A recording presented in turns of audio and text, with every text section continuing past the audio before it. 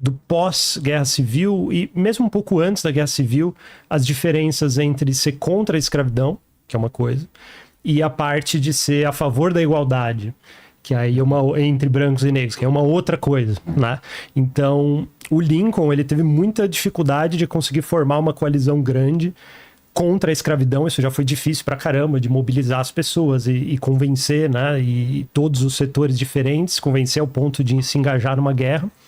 E para fazer essa coalizão, ele teve que falar com pessoas que não eram exatamente a favor da igualdade. Eram pessoas que eram contra a escravidão, mas até aí você é contra a tortura sistemática de uma outra pessoa, mas você pode ser contra a escravidão e ainda assim ter visões, digamos, não muito bonitas, né? Ter visões não de igualdade dessa relação. E esse traço, eu acho que é muito pouco representado nos filmes americanos ou nos filmes que a gente tem mais acesso sobre isso, que é uma parte não muito... agradável da história, mas que explica um pouco como que pode... Que é estranho, né? Um país que faz uma guerra civil com a motivação da escravidão no centro e acabar com a escravidão no centro, e as pessoas morrem por isso, é a maior guerra que o país já passou, e ao mesmo tempo os negros só vão ter direito a voto em 1960 e tem toda uma luta para conseguir ter essa igualdade de direitos, né? Como que você concilia essas duas coisas? E aí tem os elementos de um pouco de continuidade nesse processo. Então, por exemplo, mesmo antes da Guerra Civil, você tinha pessoas no norte, nos Estados Unidos, que eram contra a escravidão por motivos segregacionistas e contrários à igualdade. Então, por exemplo, parte da população branca dos Estados Unidos que ia para o oeste, eles falavam, cara, se for permitida a escravidão aqui, eu vou ter concorrência, o meu salário vai ser mais baixo. Né? E aí ele não queria que tivesse escravidão lá porque ia jogar para baixo o salário dos brancos. Tinha outras pessoas que achavam que não queriam ser vizinhos ou morar perto ou dividir espaço com a população negra, e aí eram contra a escravidão, porque se permitir a escravidão lá, ela vai ter que conviver com as pessoas. Então tinha essas pessoas lá também. Tinha gente que era contra a escravidão porque defendia que os negros tinham que ser deportados de volta ou para algum país da África ou para algum outro país. E na época da Guerra Civil, o Lincoln, essas pessoas existiam, essas pessoas tinham associações, essas pessoas pressionavam, e o Lincoln tinha que, de alguma forma, falar, olha, eu não concordo com essas pessoas, mas elas são contra a escravidão, eu tenho que, de alguma forma, dar um jeito de pôr todo mundo na mesma causa contra a escravidão. O Lincoln chegou a ser defensor da abolição colonialista, né? Dessa Sim, abolição que você manda os negros para fora. Exato. Essa ideia de você pensar que negros e brancos vão viver juntos, uma sociedade multirracial, multiétnica, não era uma questão do século XIX. Não era, exato. Você aceitar... na verdade, ela começa a ser imaginada na prática, na força, nessa época. Nessa época. É ali que começa a se pensar, olha... Acabou a escravidão, o que a gente faz? Vai mandar todo mundo embora? Vai ficar? Vive separado? Vive junto? O que a gente vai fazer? Que país vai ser esse? Ali que começa a se pensar em alguma coisa e se imaginar um país diferente. E aí vai para segregação, por um lado, né? No norte vai também para um racismo muito forte, também uma segregação informal, né? Na verdade. Não é explícita, mas ela tá lá também.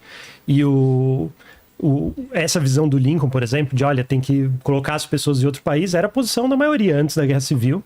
E durante a Guerra Civil eles tentam fazer isso. Eles mandam 400 e poucas pessoas, né? O Lincoln, inclusive com financiamento público, manda 400 e poucas pessoas para o Haiti, né? Numa tentativa dessas de recolonizar, ou enfim, de repatriar essas pessoas para outro lugar. Só que dá tudo errado, porque eram pessoas muito pobres, sem recurso nenhum. Eles colocaram dinheiro só para mandar elas para lá e depois que chegasse, você que se vira.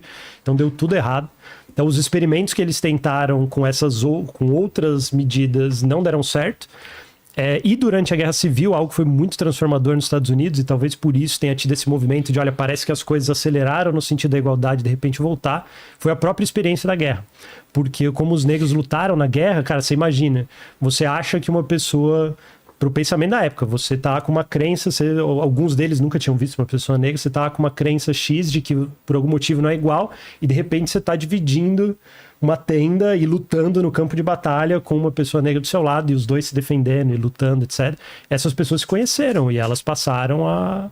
Os soldados que participaram da Guerra Civil, né, eles viraram dos maiores defensores da causa, abolicionistas e muito insistentes. Falaram, cara, a gente foi pra guerra, eles lutaram do meu lado, cara, tem que ter igualdade. Só que no Sul, não. Aí depois que acaba a Guerra Civil, imagina a situação no Sul, 9 milhões, 10 milhões de pessoas, quase metade população escravizada, ex-escravizada. O que essas pessoas vão fazer? né? O que vai acontecer agora? E as pessoas brancas do Sul seriam as pessoas que tinham recurso, porque até então as pessoas negras vão ser escravizadas. Que recurso que elas vão ter para ter uma casa, ou onde que elas vão morar, o que elas vão fazer, né? O recurso está todo na mão da população branca. Então, o que acontecia? Eles não tinham emprego. Porque também a população branca de lá não estava acostumada a pagar salário, respeitar, né? Para você ser trabalhador assalariado, tem que ter um mínimo de respeito pela sua integridade, etc. Então, essas pessoas viraram desempregadas, e aí, dentro dessas leis de Jim Crow, tem as leis de segregação, que gerou mais filmes, né? De separação na escola, separação no ônibus, enfim, de separação espacial. Mas teve algo que foi muito pesado na época, foram as leis, eles chamaram isso, é terrível, né? Antivadiagem, antivagabundagem, que era você criminalizar o desemprego. E aí essas pessoas não tinham onde se empregar, e aí eles tornaram o desemprego crime, aí basicamente mandaram essas pessoas para cadeia e passaram leis falando que você podia usar trabalho de pessoas que estão na cadeia sem população carcerária. A 13ª emenda, que termina, abole a escravidão, ela ao mesmo tempo, a escravidão está abolida com uma exceção, quando as pessoas estão presas. Exato. Então, pode ter trabalho forçado para pessoas na prisão, né? Então, por isso que também, depois das leis do direito civis, uma das causas importantes vai ser essa, né? A questão das prisões, né? Porque nas prisões pode ser usado trabalho forçado. Exato. Então, e na época isso tinha uma escala enorme, então não foi... A aparência inicial foi de uma ruptura gigante, mas uma série de mecanismos informais e regrinhas mais sutis foram sendo desenvolvidas para meio que manter, pelo menos não tudo, mas parte das coisas funcionando não tão diferente assim de como era antes. Em estados do oeste americano, que adotaram a perspectiva do norte contra a escravidão, eles chegaram a passar leis proibindo a entrada de pessoas negras no estado. Né? Então não é que... não é que agora a população negra é livre aqui. Não, ela até é. Ela só não pode entrar. Né? Cara, É um detalhe. Olha, ela são iguais, mas só não pode entrar. Né? Então você fala, é um negócio assim, tem essa história que não é muito agradável, não aparece muito nos filmes, mas que por trás ali foi se arrastando isso. E era muito difícil você falar que, por exemplo, isso incomodava pra caramba, os abolicionistas achavam absurdo essa questão das leis antivadiagem, antivagabundagem, né? O redesenho da escravidão usando essas leis. A gente vê, tem um filme sobre as mulheres que trabalhavam na NASA, né? Estrelas Além do Tempo, né? Lembra que elas tinham que andar para caramba para usar outro banheiro, que era para ela, que não era perto do local onde ela trabalhava. Então, isso também tem naquele filme Green Book, né? Que o cara é um pianista, porra, bom pra caramba. Teu banheiro é lá na rua. Lá. E ele chama um branco para dirigir para ele, não é isso? O filme tem suas imprecisões históricas, assim, mas tem algumas. Mas é mais ou menos isso, assim, de que esse cara é do norte, então ele tá habituado a um padrão de vida e um relacionamento diferente lá, e quando ele vai pro sul, ele é um servo. Tu tá aqui pra tocar a nossa música, e se tu quiser mijar, tu vai mijar lá na rua. E aí, cara... Verdade. É onde se vê um choque cultural que continua existindo entre o norte e sul depois da Guerra Civil. E isso nos anos, 50, 60. Então, 1960. 100 anos depois da guerra. Então, esses 100 anos 100 anos depois. 100 anos depois, Cara. É bem impressionante. Aí, essa parte da história assim, é muito complicada, porque aí o argumento abolicionista da época era, olha, do mesmo jeito que os caras não podiam usar essa ideia de que cada estado tem autonomia para manter a escravidão, eles também não podem usar essa ideia de cada estado ter autonomia para redesenhar algo que é quase escravidão e sair prendendo pessoas desempregadas e forçar essas pessoas a trabalhar porque agora elas estão presas.